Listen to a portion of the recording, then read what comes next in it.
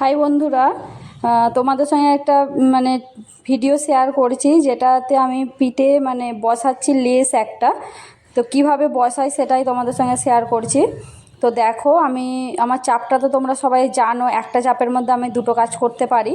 তো দেখো, চাপটা আগে সেট করে নিলাম। আর এই রেডিমেড পাইপিং নিয়ে এত কাজের চাপ আছে যে পাইপিং রেডি করতে পারছি না, তো রেডিমেড পাইপিংটাই এনে রেখেছি।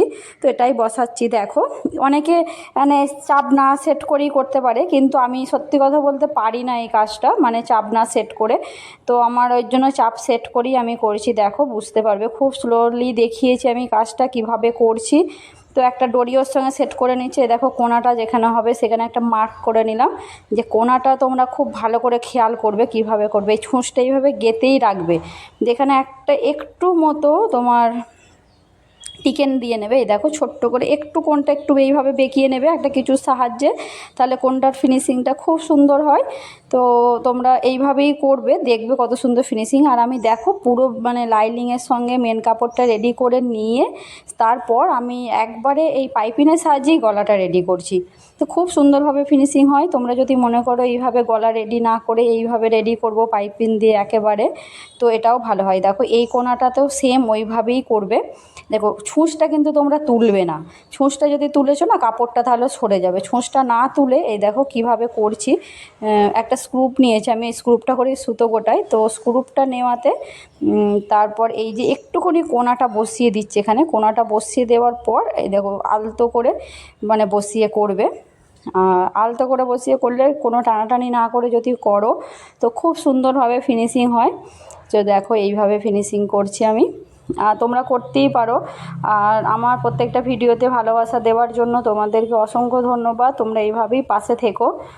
আর একবারে দড়ি দুটো অ্যাটাচ করে রেখেছিলাম, রেডি করেই রেখেছিলাম। দড়ি দুটো একবারে দেখো মেপে নিচ্ছি, মেপে নিয়ে বসিয়ে নিচ্ছি। আর আমাদের কাজ করে করে এতটা অভ্যাস হয়ে গেছে যে আমাদের মাপেরও দরকার পড়ে না।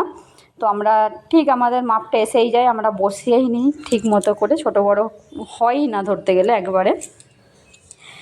যাই হোক, তো এই দেখো করে নিলাম। খুব স্লোলি দেখিয়েছি, তোমরা বুঝতে পারবে যদি একটু ধ্যান দিয়ে করো, বুঝতে পারবে। আর দেখো কোণাটা কীভাবে কাটছে। দেখো, একবার এই কোণাটা কেটে দিলাম, আরেকটু এই পাশ দিয়ে আরেকটু কোণা কেটে ওই মুখটা বার করে নিয়ে নিলাম। এই দেখো, এই কাপড়ের টুকরোটা বার করে দিলাম। তো এতে ফিনিশিংটা আরও সুন্দর হবে, গলাটা এত সুন্দরভাবে বসবে।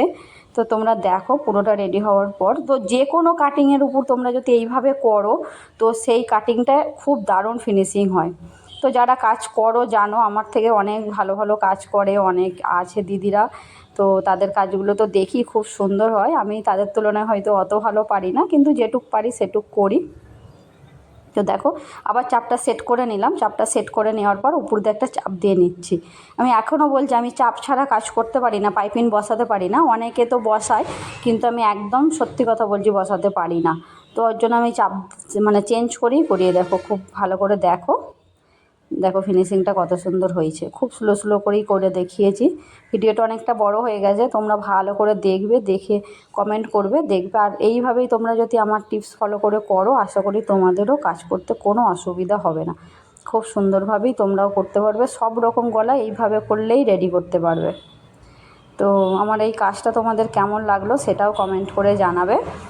আর এইভাবেই ভালোবাসা দিয়ে পাশে থেকো। আমিও চেষ্টা করব সবসময় তোমাদের পাশে থাকার জন্য। আর এই প্ল্যাটফর্মে কেউ একা একা এগোতে পারবে না, সবাই সবার পাশে থেকে এগোতে হবে। দেখো ফিনিশিংটা দেখো কত সুন্দর হয়েছে। তো ভালো লাগলে অবশ্যই লাইক কমেন্ট শেয়ার করে পাশে থেকো। সকলকে টাটা।